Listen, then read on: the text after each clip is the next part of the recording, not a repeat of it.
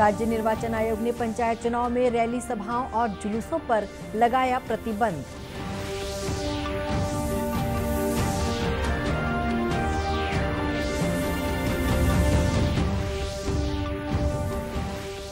केंद्रीय राज्य मंत्री कुलस्ते ने कहा 2022-23 में सभी हितग्राहियों को मिलेगा आवास।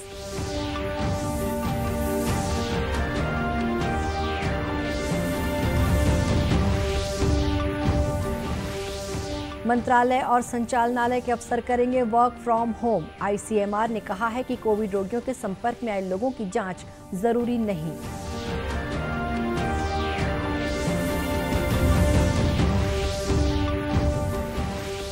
और छत्तीसगढ़ का बदला मौसम, अधिकांश जिलों में बारिश के साथ ओले भी गिरे।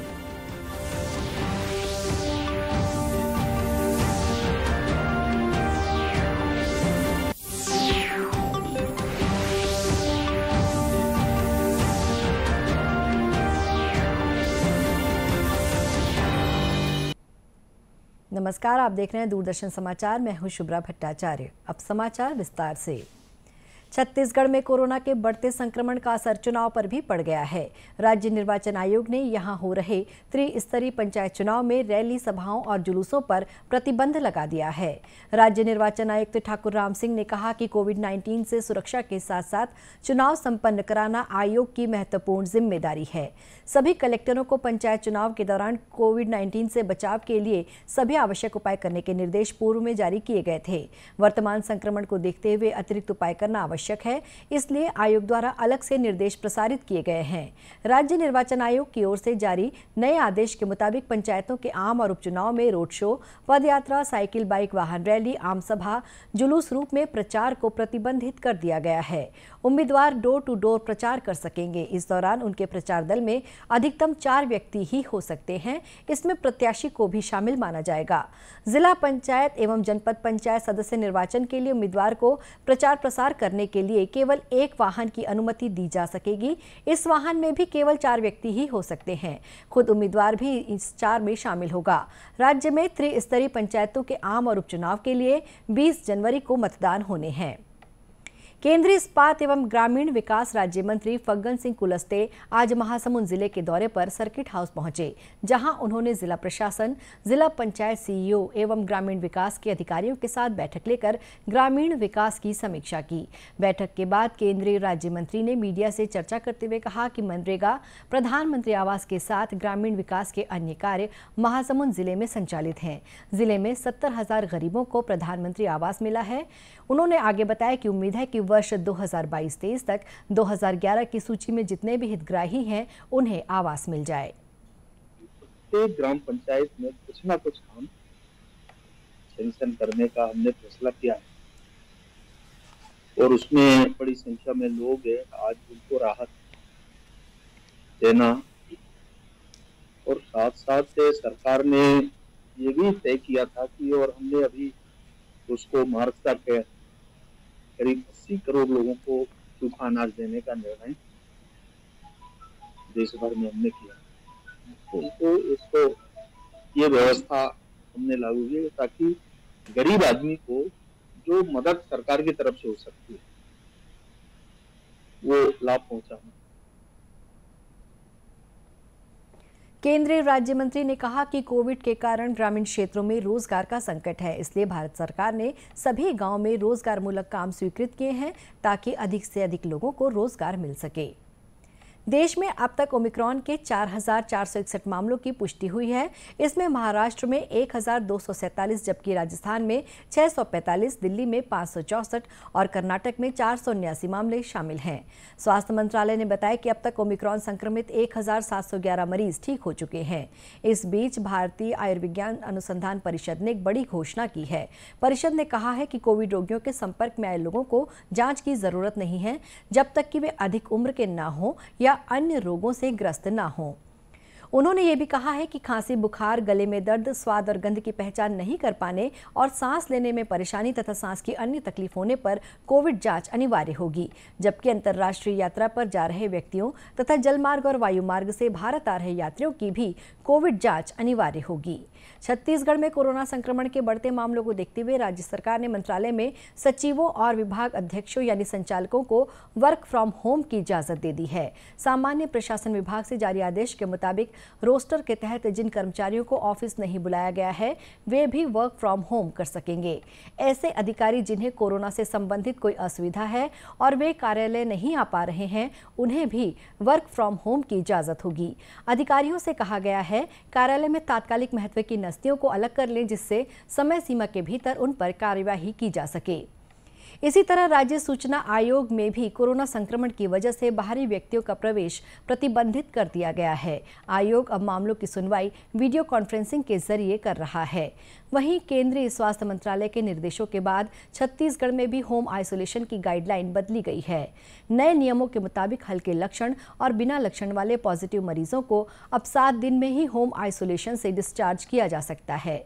अब तक होम आइसोलेशन की अवधि 14 दिन निर्धारित थी। कोरोना से बचाव के लिए छत्तीसगढ़ में टीकाकरण अभियान तेजी से चल रहा है। इसके तहत 18 वर्ष से अधिक आयु वर्ग के 65% से अधिक लोगों को टीके लगाए जा चुके हैं, जबकि 98% लोगों को पहला टीका लगाया जा चुका है। इसी तरह 15 से 18 साल के 46% किशोरों को टीका लगाया जा चुका है। इस अभियान के तहत कांकेर जिले में स्कूलों में जाकर बच्चों को टीका लगाया जा रहा है। टीकाकरण को लेकर बच्चों में भी खासा उत्साह देखा जा रहा है। बच्चों ने टीकाकरण अभियान की सराहना करते हुए कहा कि टीका लग जाने के बाद वे स्वयं को सुरक्षित महसूस कर रहे हैं। 3 जनवरी को कोवैक्सीन टीका लगवाया है। ये काफ़ी असरदार है, इससे कोई साइड इफ़ेक्ट भी नहीं है। इससे कोरोना और ओमिक्रॉन से बचाव के लिए सहायता मिलता है और इससे आपको ज़्यादा साइड इफ़ेक्ट भी नहीं होंगे। मैंने 3 तारीख को कोरोना वैक्सीन का फर्स्ट डोज लगवाया और मैं एकदम तंदुरुस्त महसूस कर रहा हूँ। आप सभी से अपील करूंगा कि आप लोग भी ज़्यादा से ज़्यादा तादाद में आकर कोरोना वैक्सीन का वैक्सीनेशन करवाएं। इसी तरह रायपुर जिले में भी बच्चों का टीकाकरण किया जा रहा है। कोरोना से बचाव के लिए बच्चे उत्साह के साथ टीका लगवा रहे हैं। उनका कहना है कि वे अपने दोस्तों को भी टीका लगवाने के लिए प्रेरित करेंगे। कि आप सब भी कोरोना की वैक्सीन ले लीजिए ताकि इससे आप सुरक्षित रहें और ये आगे ना फैले, क्योंकि अगर हम सब सुरक्षित रहेंगे तभी हम अपने देश को कोरोना मुक्त बना पाएंगे। वैक्सीन लगाना चाहिए क्योंकि वैक्सीन हमारे कोरोना जो तीसरी लहर है उससे हमको प्रोटेक्ट करेगा, और जो वैक्सीन नहीं लगाए हैं वो तीसरी लहर में कईयों की तो मौत हो गई और सबसे ज़्यादा असर बच्चों को पड़ रहा है इसमें।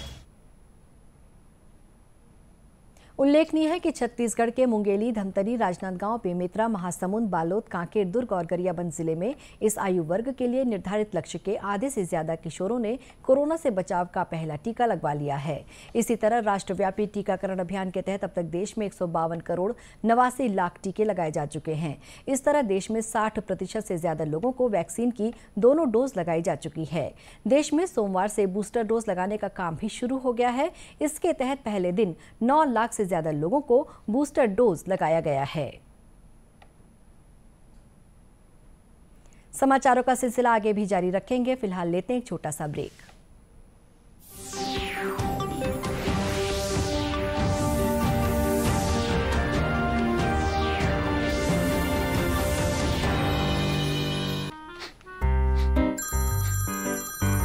सर, आपका केवाईसी अपडेट करना है, नहीं तो अकाउंट और एटीएम कार्ड ब्लॉक हो जाएगा। सावधान सावधान। 2.5 करोड़ का इनाम मुझे। देखिए, अनजाने कॉल्स, फर्जी ईमेल्स, लिंक्स और जाली ऐप से अपना पिन, ओटीपी, पासवर्ड कभी भी किसी के साथ शेयर न करें। आप रहेंगे सावधान तो नहीं होगा नुकसान। आरबीआई कहता है, जानकार बनिए, सतर्क रहिए।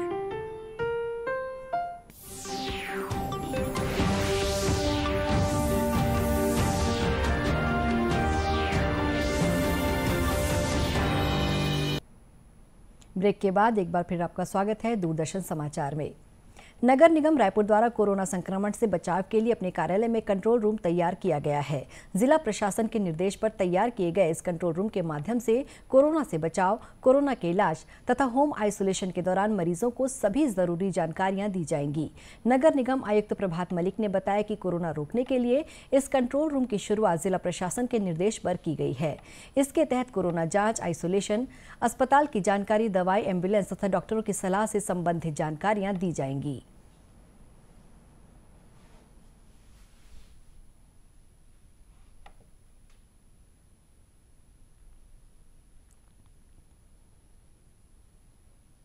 कंट्रोल रूम से जानकारी प्राप्त करने के लिए दूरभाष नंबर 0771-244-5785 तथा मोबाइल नंबर 7880100331 तथा 7880100322 पर संपर्क कर सकते हैं। कोरोना के खिलाफ लड़ाई में केंद्र सरकार लगातार राज्य को सहयोग प्रदान कर रही है। इसके तहत प्रदेश के कई जिलों में ऑक्सीजन प्लांट लगाए गए हैं। केंद्र सरकार द्वारा पीएम केयर्स फंड से गरियाबंद में ऑक्सीजन जनरेशन प्लांट लगाया गया है। इसके अलावा 100 से अधिक जंबो सिलेंडर तथा 150 से अधिक ऑक्सीजन कंसंट्रेटर की व्यवस्था की गई है। इतना ही नहीं, एनएचएम के सहयोग से पूरे जिले के स्वास्थ्य अमले का विशेष प्रशिक्षण तीसरी लहर से पहले कराया गया है, जिसमें उन्हें तीसरी लहर से निपटने हर तरह के गुर सिखाए गए हैं। गरियाबंद के जिला चिकित्सा अधिकारी डॉक्टर एन नवरत्न ने बताया कि पीएम केयर्स फंड से ऑक्सीजन जनरेशन प्लांट तथा 150 जंबो सिलेंडर एवं ऑक्सीजन कंसंट्रेटर प्राप्त हुए हैं, जिससे कोरोना मरीजों के लिए अब ऑक्सीजन की कमी नहीं होगी।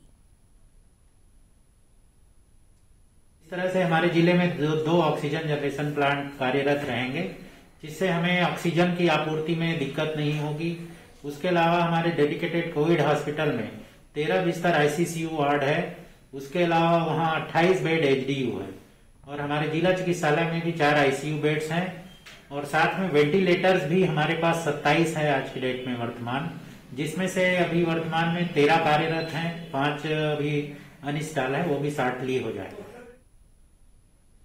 गरियाबंद जिला प्रशासन और स्वास्थ्य विभाग कोरोना से निपटने पूरी तरह तैयार हो चुका है। जिले के अलग अलग अस्पतालों में कोविड मरीजों के लिए 329 बेड की व्यवस्था की गई है, जिसमें से 196 बेड ऑक्सीजन युक्त तथा 133 सामान्य बेड हैं। 23 आईसीयू तथा लगभग 25 वेंटिलेटर उपलब्ध हैं। छत्तीसगढ़ के अधिकांश जिलों में सोमवार रात से ही तेज बारिश हो रही है। मौसम वैज्ञानिकों के मुताबिक प्रदेश के उत्तरी भाग में विंड कॉन्फ्लुएंस जोन बनने की संभावना है। इसकी वजह से प्रदेश में अगले 3 दिनों तक मौसम में विशेष परिवर्तन होने की संभावना नहीं है। मौसम विज्ञान केंद्र के वैज्ञानिक एचपी चंद्रा ने बताया कि ऊपरी हवा का एक चक्रीय चक्रवाती घेरा उत्तर हरियाणा के ऊपर में स्थित है। यहीं से एक द्रोणिका दक्षिण पूर्व मध्य प्रदेश तक गई है तथा एक द्रोणिका उत्तर अंदरूनी कर्नाटक से उत्तर मध्य महाराष्ट्र तक फैली हुई है। विभाग के मुताबिक हरियाणा से लेकर दक्षिण पूर्व मध्य प्रदेश तक द्रोणिका की मौजूदगी के कारण प्रदेश के मध्य भाग में 1-2 स्थानों पर ओले गिरने की भी संभावना है। प्रदेश के अनेक स्थानों पर हल्की से मध्यम वर्षा होने अथवा गरज चमक के साथ छींटे पड़ने की संभावना है। प्रदेश में कल 1-2 स्थानों पर गरज चमक के साथ ओलावृष्टि भी संभावित है। ओलावृष्टि का क्षेत्र मुख्यतः मध्य छत्तीसगढ़ रहने की संभावना है, जिसमें बिलासपुर संभाग के दक्षिणी भाग, दुर्ग संभाग, रायपुर संभाग और बस्तर संभाग के उत्तरी भाग में गिर सकते हैं। लगातार 2 दिनों से मौसम में हुए बदलाव के कारण तापमान में काफी गिरावट दर्ज की गई है। इसके साथ ही दिन भर घना कोहरा छाया हुआ है। दूरदर्शन केंद्र रायपुर से प्रसारित होने वाले प्रादेशिक समाचार को आप YouTube पर भी देख सकते हैं। हमारे YouTube channel Chhattisgarh DD news पर प्रादेशिक समाचार उपलब्ध रहेगा।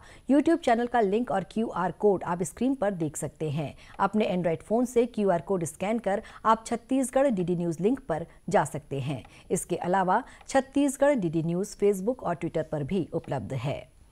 अंत में मुख्य समाचार एक बार फिर से। राज्य निर्वाचन आयोग ने पंचायत चुनाव में रैली, सभाओं और जुलूसों पर लगाया प्रतिबंध।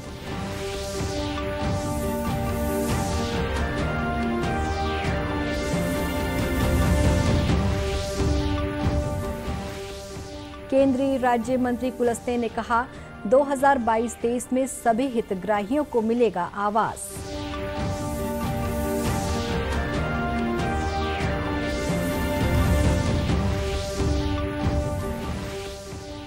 मंत्रालय और संचालनालय के अफसर करेंगे वर्क फ्रॉम होम।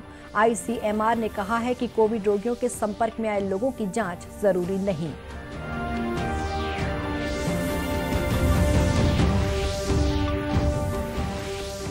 और छत्तीसगढ़ का बदला मौसम, अधिकांश जिलों में बारिश के साथ ओले भी गिरे। इसी के साथ ये समाचार बुलेटिन समाप्त हुआ। नमस्कार।